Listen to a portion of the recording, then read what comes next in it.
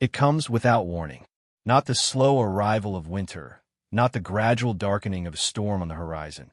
It comes the way all truly devastating things come, quietly, in a single unremarkable moment that only reveals its weight in retrospect. A swelling beneath the arm, a tenderness in the groin, a fever that the body attempts to manage in the night and cannot. By morning, the skin above the swelling has darkened to a color that has no comfortable name, and the person lying on the straw mattress knows, with a certainty that requires no physician to confirm, that something has entered their body that their body cannot negotiate with. This is London, 1665, and the city is already dying. You have been aware of it for weeks in the way that a city becomes aware of things. Not through official announcement, not through any document posted on any church door, but through the texture of daily life, changing in ways too small to name individually and too numerous to ignore collectively. The family 2 doors down has not been seen since Tuesday. The apothecary on Cheapside has raised his prices on every remedy he stocks and looks, when you catch his eye through the window, like a man who knows exactly why the demand has increased. The watermen on the Thames are quieter than usual, moving their boats with a focus that leaves no room for the usual exchange of insults and gossip. Something is happening. Everyone knows something is happening. Nobody is saying it plainly because saying it plainly would make it true in a different way, a way that requires a response, and no one has a response. The plague, the bubonic plague, Yersinia pestis, carried by the fleas that lived on the black rats that moved through every warehouse and cellar and grain store in the city, had visited London before. The city had not forgotten the Black Death of 1348, though no one alive had experienced it. It lived in the inherited memory of the streets, in the mass graves that certain areas of the city were known to contain, in the word itself, which landed differently than other words, heavier, older, carrying the weight of every time it had been spoken in fear before. The bills of mortality, the weekly lists of deaths published by the parish clerks, had begun recording unusual numbers in the poorer parishes to the west of the city as early as the spring. The wealthy noted this and filed it in the category of things that happened to other people. By June, the bills could no longer be explained away. The numbers were accelerating. You scan the list with the particular attention of someone reading their own potential future and find the column for plague growing week by week. 30, then 70, then 400, then over 1,000 in a single week.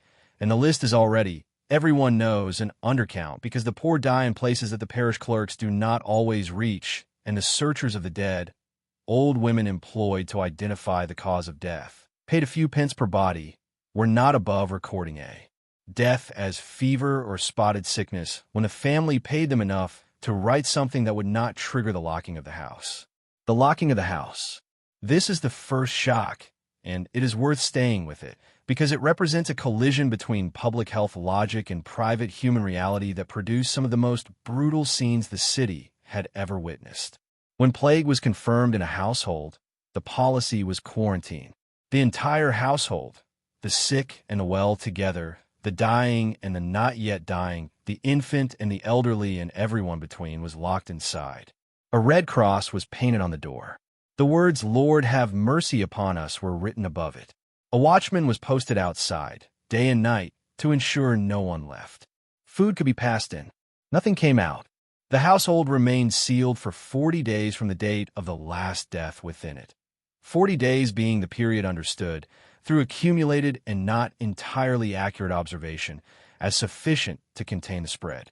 You stand in the street and you look at the red crosses appearing on doors around you, and you perform a calculation that requires no arithmetic training to complete. The cross means everyone inside is already condemned. Not because plague kills everyone it touches. It does not. The survival rate varies, and some households endure it.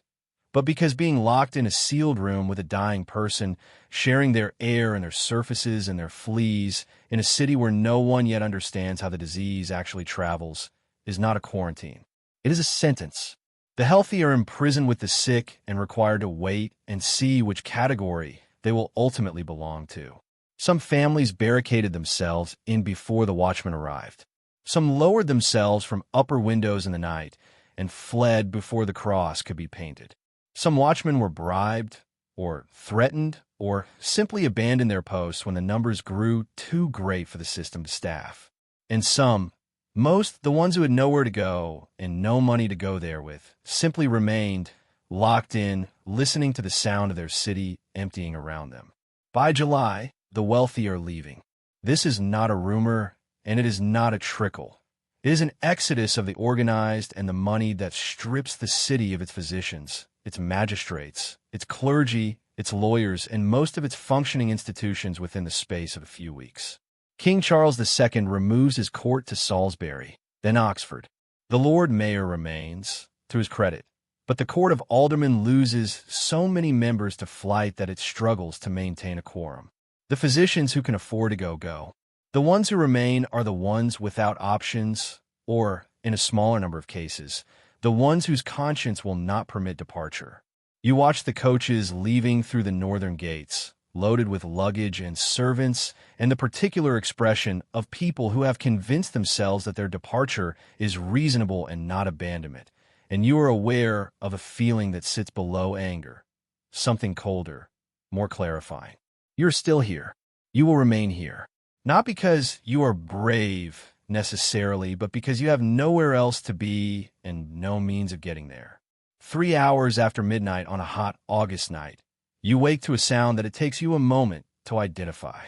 It is your neighbor's child, crying in a way that is different from a usual crying. Not hunger or discomfort, but something older and more urgent, a sound the body makes when the body is frightened of itself. You lie in the dark, and you listen, and you know what that sound means, and you do not move because there is nothing you can do, and moving brings you closer to whatever is on the other side of that wall, and closer is the one direction you cannot afford to go. By dawn, the crying has stopped. You do not investigate why. The dead carts begin their rounds before the sun is fully up. You hear them before you see them. The creak of wheels on the cobbles, the flat, exhausted voice of the driver calling "Bring out your dead" in a tone that has lost all ceremony, that is purely logistical now, that belongs to a man who has made this circuit so many times in recent weeks that the horror has been worn smooth by repetition. The bodies are loaded without ceremony. There is no time for ceremony. At the peak of the outbreak, in the last week of August and the first weeks of September, over 7,000 people are dying in London every week. 7,000. The parish graveyards fill and overflow, and the city begins digging plague pits, long trenches in the open ground beyond the walls, in which the bodies are laid in rows and covered with quicklime, layer upon layer, in pits that in some cases contain hundreds of bodies stacked upon one another in the democracy of mass death. You pass one of these pits on a morning in late August, and you do not stop because stopping requires you to fully acknowledge what you are looking at, and full acknowledgement is a luxury you cannot afford right now. You keep moving. You keep your sleeve against your face. You keep your eyes forward. This is what survival requires in a city that is losing 1,000 people a day. Not courage in the dramatic sense, but the specific, exhausting courage of continuing to function inside conditions that are designed, at every turn, to make functioning feel impossible. And now the detail that breaks through everything else. The one that rewrites the whole picture. The plague did not kill equally. You already understand this, from the Red Crosses concentrated in particular streets, from the bills of mortality naming the poorer parishes week after week. St. Giles in the Fields, Stepney, Aldgate, while the wealthier parishes inside the city walls record lower numbers throughout the outbreak. The plague follows the routes of poverty with a precision that would, in a later century, be understood as the epidemiology of overcrowding and malnutrition and inadequate sanitation. In 1665, it is understood as the will of God, which is a framework that has the advantage of providing comfort and the disadvantage of preventing any structural analysis of why the poor keep dying in greater numbers than the rich. The total death toll in London's Great Plague of 1665 is recorded at approximately 100,000 people. This is almost certainly an undercount. The actual number may have been closer to 120,000. In a city of approximately 500,000, this represents the death of one person in every 4 or 5, the complete erasure of a quarter of the city's population in a single year, a loss so vast that the city's demography, did not recover for decades. Whole streets lost the majority of their inhabitants. Trades that depended on skilled practitioners who had died could not be resumed because the practitioners were gone and the apprentices who might have replaced them were gone too. The economic damage compounded the human one in ways that were felt for a generation. And yet, the people who remained, who had nowhere to go and no coach waiting and no country house to retreat to, built something in the wreckage of that year that deserves more than the footnote it receives. The nurses who stayed, women who had survived the plague and were therefore, it was believed, immune to a second infection, moved through the locked houses and the plague wards with a relentless, practical courage that the medical establishment of the era barely documented, because women moving through medical spaces were not considered remarkable enough to record. They cleaned. They carried water.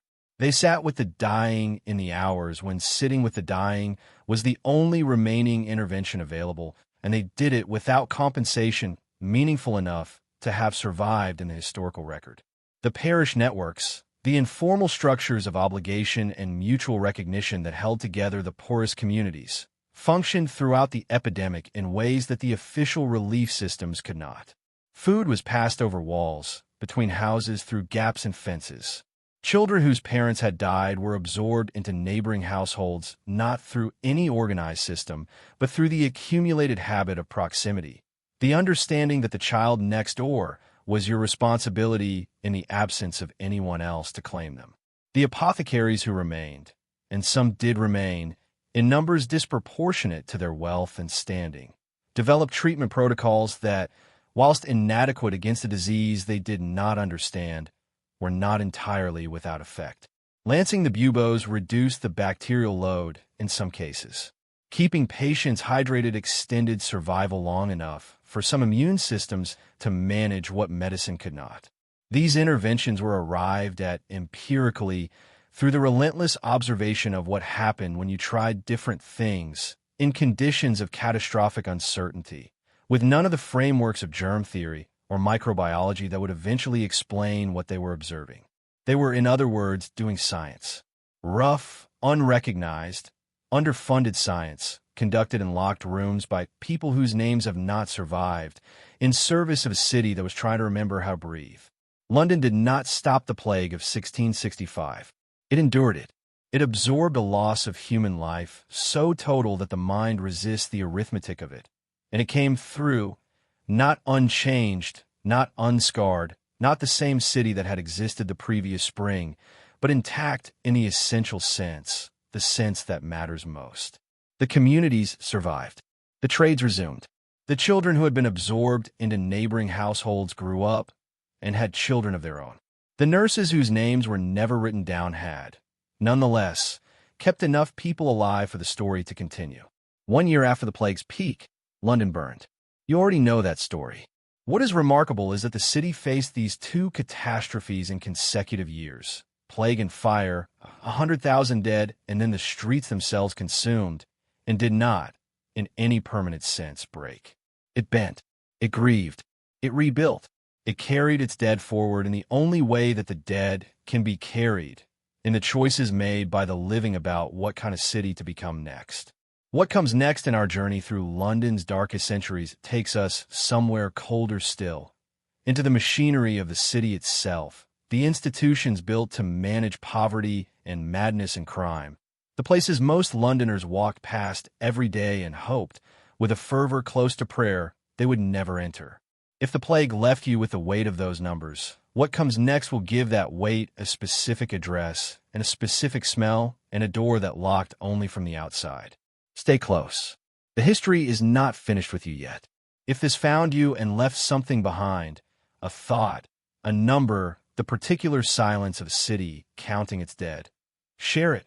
Some stories survive only because someone decides they are worth the telling.